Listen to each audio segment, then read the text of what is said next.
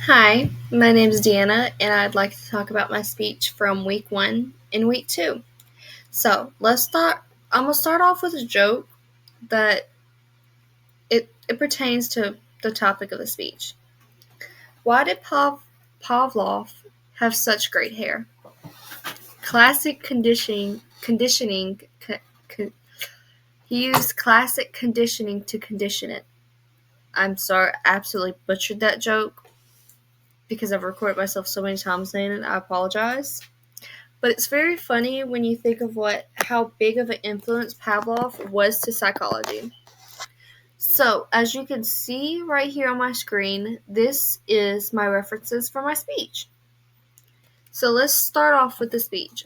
Like I've said, psychology, so we're going to be talking about mental health counselors. So, let me pull up my outline for 1 second. Okay, let's see. Sorry, it's scrolling too far. Alright, like I said, I'm going to be talking about mental health counselors. A reason that I feel like I'm able to talk about this very well is because I am currently on the path to become a mental health counselor. I get my bachelor's in December of this year, and then I go and get my master's within the next 2-3 years, depending on my grades. Hopefully, they'll be fine. So, like I've said, that's the reason I feel like I'm qualified to talk about this subject. Alright, so let's talk about the main 3 points I will be discussing throughout my speech. So, my first one's going to be the credentials and how to find the right counselor. The second one is the schooling behind becoming a mental health counselor, and the third one is how important they are. Okay, so let's go talk about the first one, which is, like I said, the credentials and how to find the right counselor. It is always important to make sure that the counselor or therapist have the necessary credentials before seeing them and finding the right one. Sorry. This is important because in today's time, especially on the internet, it is easy to fall for scams. Basically, you can click on the wrong website, give away your information, and there, you lost a lot of your money. So, an important theme we'll be discussing with this particular subject is investigating and researching, basically. So, knowing the difference between a counselor and a therapist is going to help you a lot when you start to research to find one for you. Because start off with, getting ahead of myself. A counselor has a bachelor's and has a master's, while a therapist or a psychologist has a bachelor's, a master's, and a PhD, a doctorate, making them doctors, and counselors with masters making them counselors because they quite haven't got the doctorates. So, like I said, the only difference between these two is just 1 degree. Which, like I've said, when you start to look for your counselor or therapist, when you're looking for mental help, it is very important to make sure you know who are you going to. So, another thing to think about when you start to research is match is your problem. Not a problem, but the reason why you're going to go see the counselor. Because it is very, very important to make sure what you're going to go for them to, going to them for, is that it matches with their area of expertise. For example, say I have a problem with anxiety really bad, which I kind of do.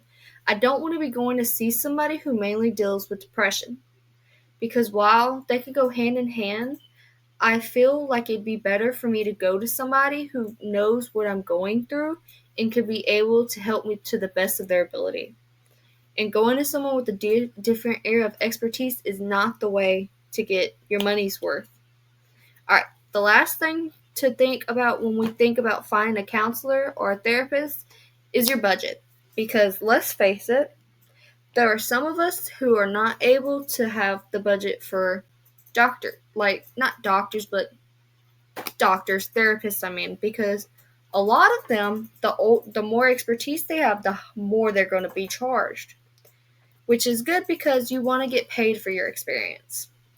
So just know when you're looking for a counselor, find one that's in your budget and understand what your budget is. Because it is very important to know who you're going to go see. Because you don't want to see just a random person who doesn't know what they're doing. Alright, now that we talked about that, let's move on to the next about how one becomes a counselor.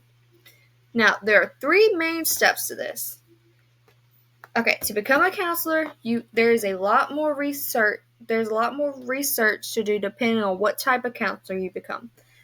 So for this example, I'll be talking about mental health counselors, since that's what my speech is about. So for the first thing that we're going to talk about is clinical hours and certification. This typically comes after you get your degrees, your master's and your bachelor's, which I'll talk about that in my next point. So, I'm sorry, I overread. So the first one is getting a bachelor's in psychology and then obtaining a master's in counseling psychology. And then we go to the clinical hours. So when we think about our clinical hours, it depends on what your state requires. I live in Mississippi, meaning I have to have 3,500 hours split between getting my master's degree and working in my working experience with counseling. So basically job shadowing, as those who remember in high school when you had to do your final project. Alright, after this is done, you have your exams and your certifications. You typically go to the national psychology website exams, and it also sometimes shows you your state, but you have to take a state exam and then take a nationals exam so you can practice in your state. And of course, if you move states, you have to change it. So, seeing all the years and work it takes to become a counselor shows how it is very important to find the right one for you. Because like I said, you don't want somebody who spent years and years working on a certain type to go to the wrong one. Because if they're spending this many years becoming this in their area, you need to go see one who's been doing it for years and researching it. Very, very important is research. Alright, so now that we talked about that, let's talk about how important mental health counselors are. Mental health counselors, like I've said, are as important as therapists. Not all of us are able to afford therapists, and counselors are the best next thing. So, like I said, there are a lot of differences, but the main difference is the degrees. Because, like I've said, it's just a degree missing. And just because they're missing a degree, a doctorate does not mean that they don't know what they're talking about, because they still put in a good amount of years to become a counselor. It's not like you come straight out of your bachelor year of college and you become a counselor. You have to spend more years to get your master's and to be able to do it perfectly. So, counselors are also tested like therapists, because therapists also have to go through national and state exams. Counselors do the same thing. And it is so easy to find a counselor. I was talking about this with a friend of mine who's looking for one herself. You can call, you can look on websites. There's a little bigger town than mine, and there are at least 5 of them, while there's maybe 1 or 2 counselors. So that shows how they're there, basically. You can call, you can visit websites, and you can easily book appointments with them, consultations. And like I said, affording a therapist, if you cannot afford a therapist, counselors are the next best option.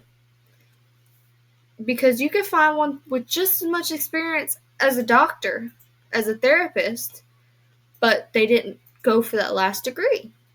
You always want to, if you go see a counselor, make sure they have the expertise in the years that it takes, because like I said, finding one for you, it can be tough, it can be tricky, don't get me wrong, but if you do enough research, you can find one that's almost as good, not almost, that is as good as a therapist. Yes, there are limitations to their job, like prescribing medicine, or even, I think that's one of the main ones, being able to prescribe medicine. Because they cannot do that, and some cannot even test you basing on other symptoms you have. Seeing that there's the distinction between these two, just know a counselor can do almost anything as a therapist, and they're just affordable. So let's review everything. I've talked about the credentials and finding and how to find the right one, the schooling and how important they are. Just remember that while counselors seem unlikely because of their lack of a PhD, some counselors do in fact have the same amount of experience in their fields, but you just have to give them a chance to prove it. So, like I said, here is my reference page in case you want to look. If you want to find anything, I found these websites super helpful. Anyway, I just want to say thank you, and I can't wait to see more speeches. I'm sorry. Have a nice day.